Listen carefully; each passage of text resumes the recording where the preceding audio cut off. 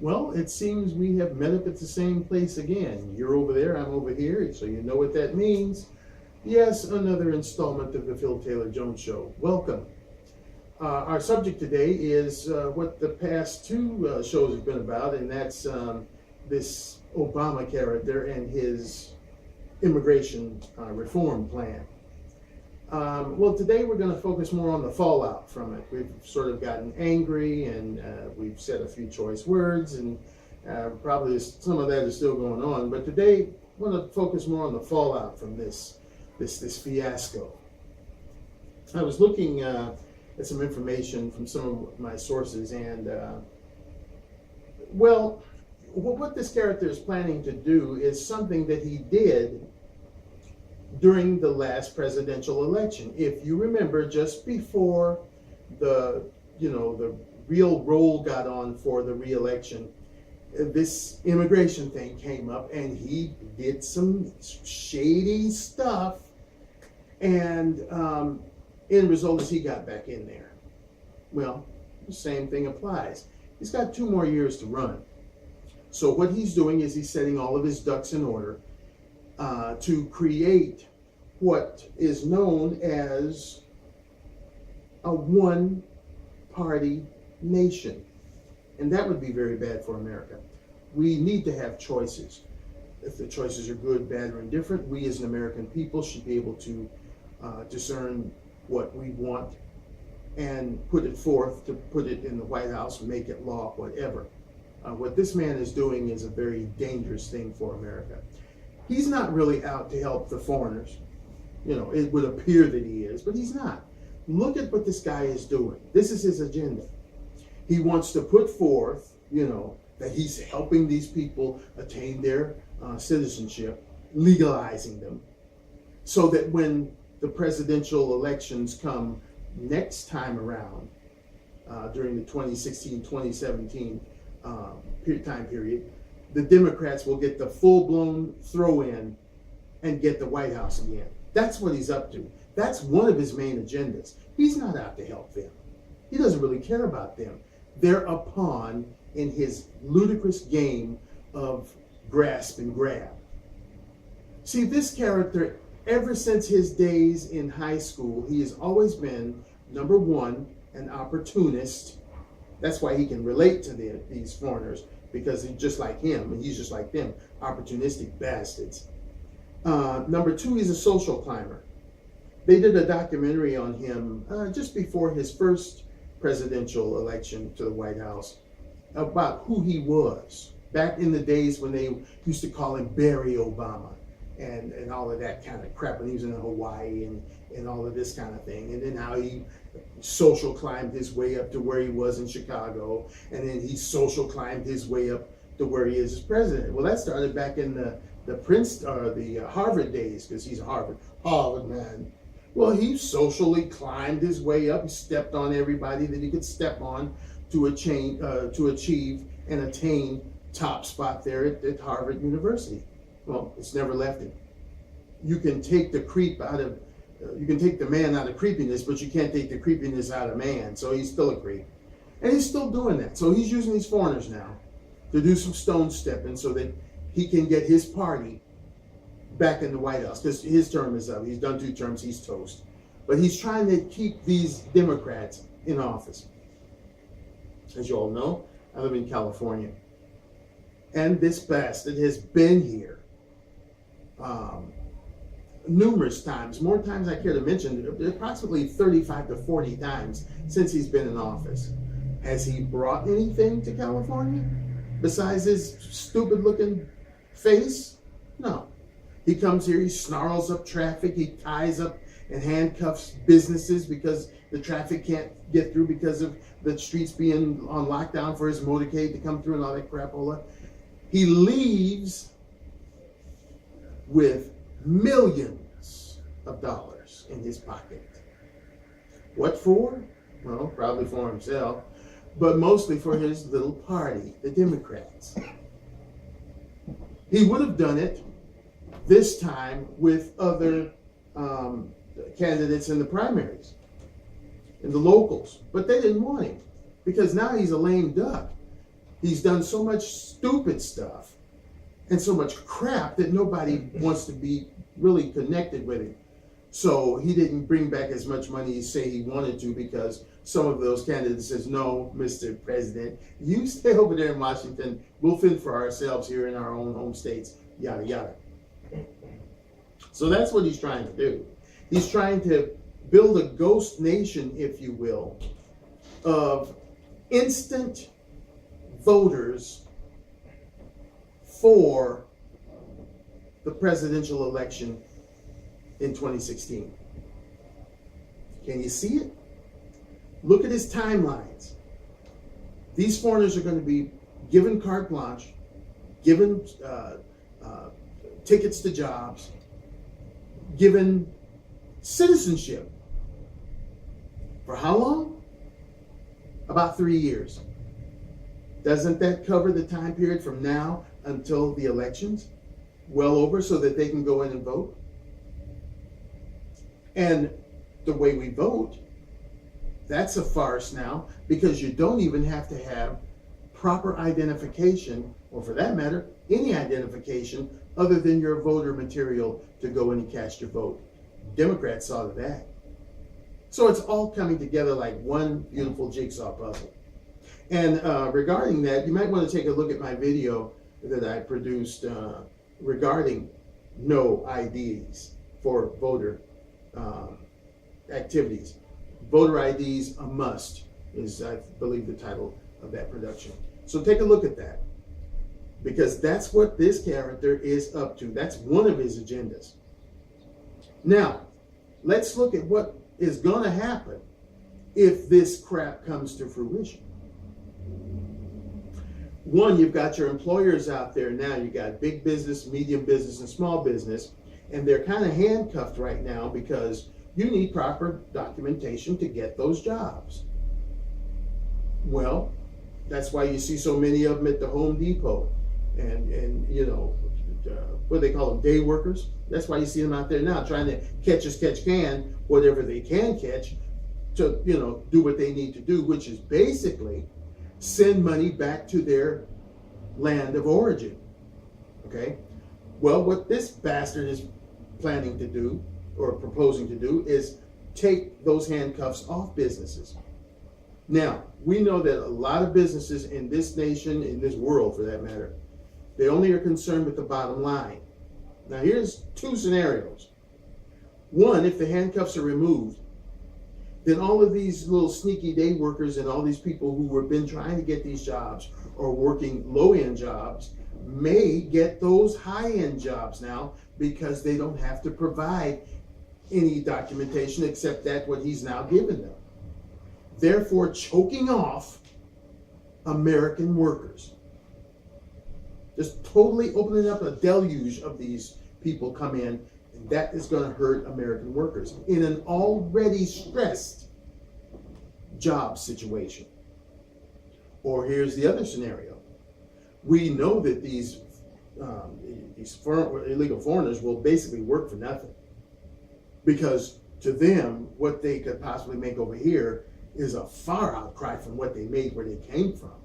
So yeah, you know, they may look at $4, $5, $7, $8 as, you know, a boondoggle of money, so that they can send it back to wherever it was they came from. Have a little bit here to eat a little something to sustain them, but most of it goes back to where they came from. So yeah, they'll take a job for less money, therefore again undercutting American workers.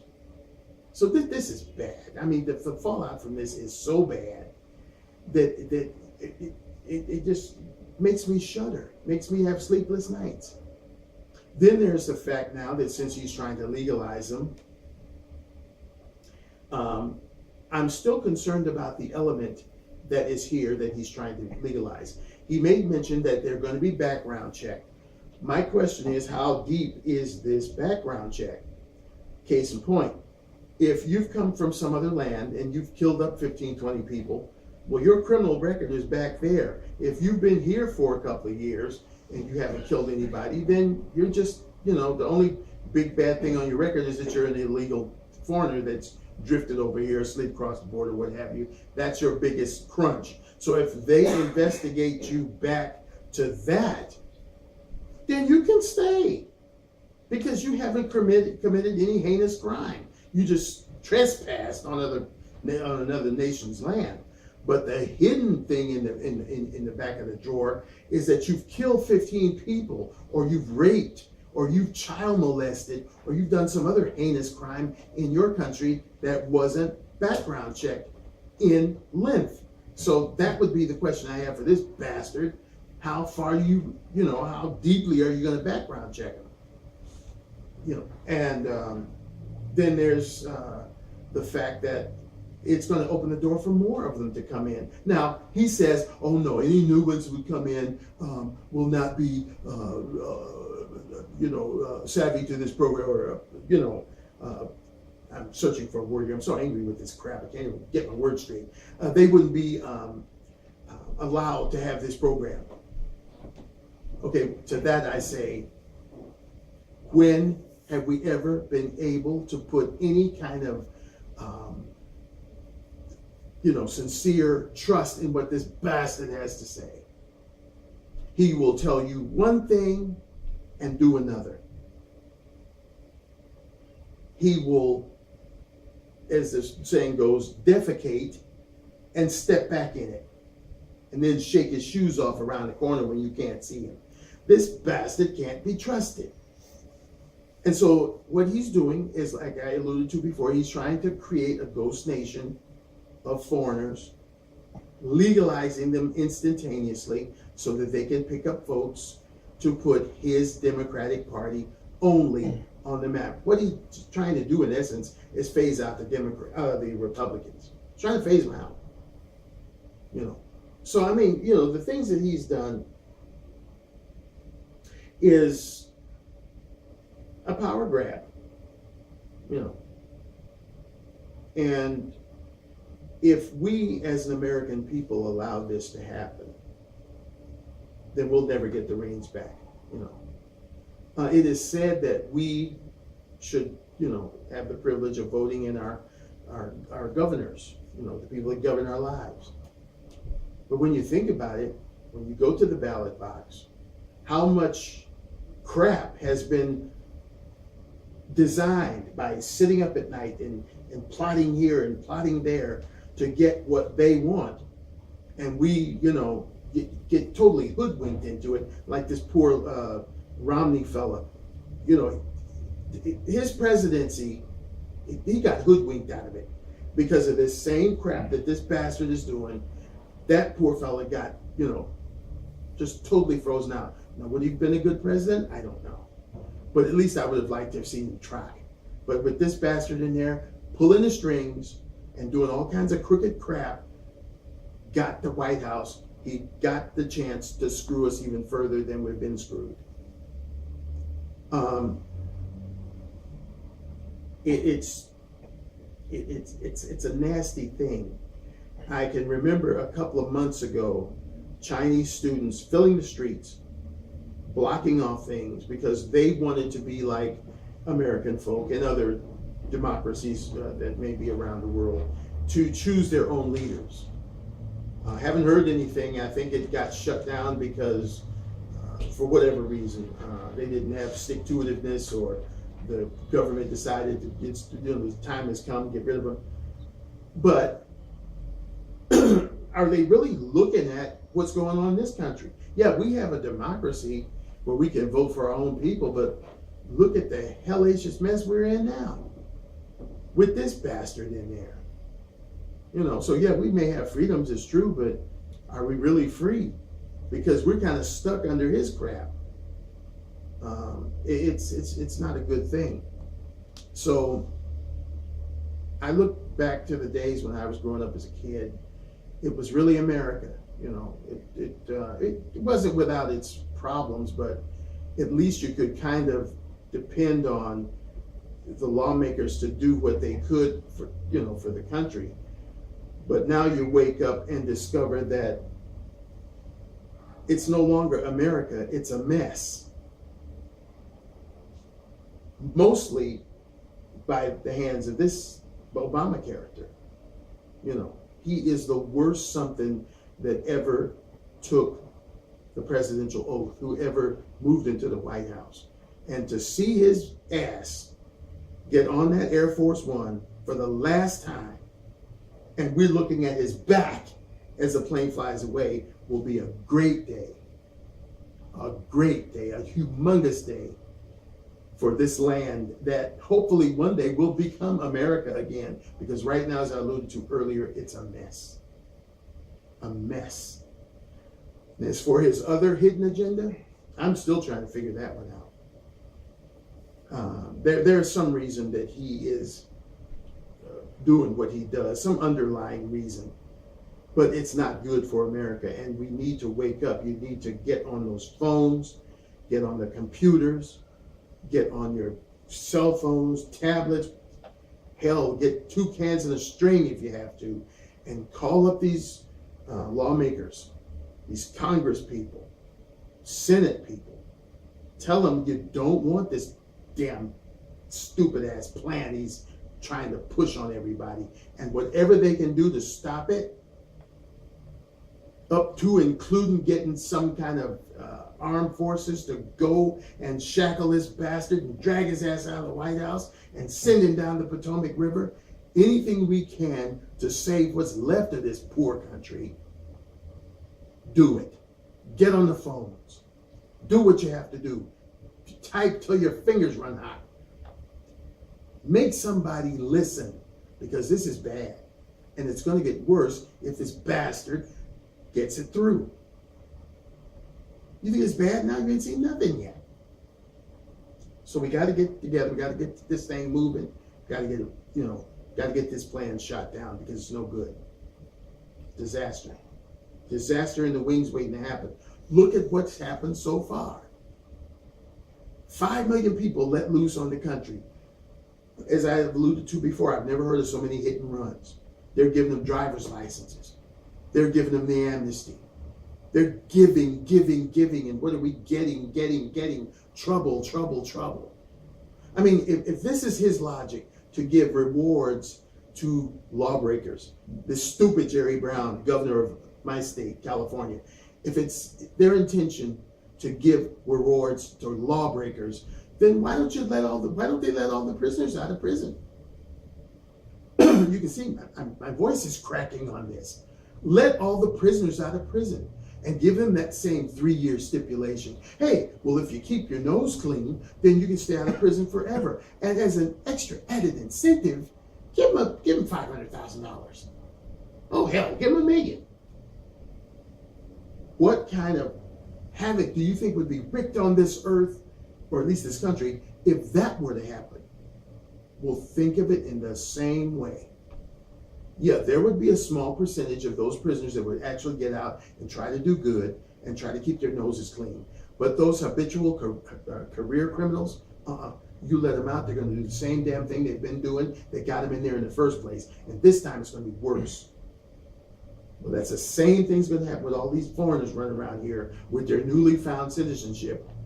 If you think they're bad, now they're going to be worse, because now, hey, they got a ticket to it. It's a bad idea, folks. And we need to get together as an American people to stop this crap. I mean, what is this bastard thinking? Every time I think of this, I could just chew through tungsten steel. Or what is that other stuff? Titanium, not tungsten, titanium. I could chew right through it. I think of all the homeless people out there, homeless Americans that are out there, and he's, just all over this immigration thing to suit his own damn purpose. Hey, American people can vote too, bastard. So why don't you try to get some of the American people off the street, and maybe they would, make an effort to try to vote for your dumbass or your dumbass party. But no, you go the other route and take care of some people who don't even belong here, and just forsake all the American people, especially those that are out on the streets. And think of this, folks, with the way this bastard is going, if he gets this crap through, there'll be more American people out on the streets, because he'll be choking off their job capabilities, and they'll be losing jobs and being out in the streets. And we've got too many homeless people already. You think of 5 million of them, Well, look at all the people that are homeless, and let's break that homeless thing down into two things here. You got the homeless people who work every day, the working poor that can't afford, housing and what have you. So they're living in their cars or with family or friends. And then you got the actual street people that live out on the pavement. And nothing's being done about that. That's an ugly stain on this country. Other countries are laughing at us because of that. I read it in some of the things from France, some of the internet stuff from France and Germany. How they're laughing at what this bastard is proposing to do with these lawbreakers. And you've got law-abiding citizens living on the streets, and he doesn't do a damn thing about it. It's time to get serious and put this bastard out to pasture. So get on those phones, get on those computer keys, get on that internet, and get in touch with these lawmakers who are against what this bastard is trying to do. Let them know you support them. Thanks once again. I've had just a wonderful turn with supporters, and I appreciate that so much. So circle me on Google+. If you're over on Facebook, look up Phil Taylor Jones. Excuse me for this frog in my throat, folks. But, you can send me a message there or become a friend. And as I've said so many times, in this crazy world we live in, try to maintain some air of happiness and keep yourselves safe during this holiday season and always. And we'll see you right back here next time on the Phil Taylor Jones Show. Take care. Bye-bye.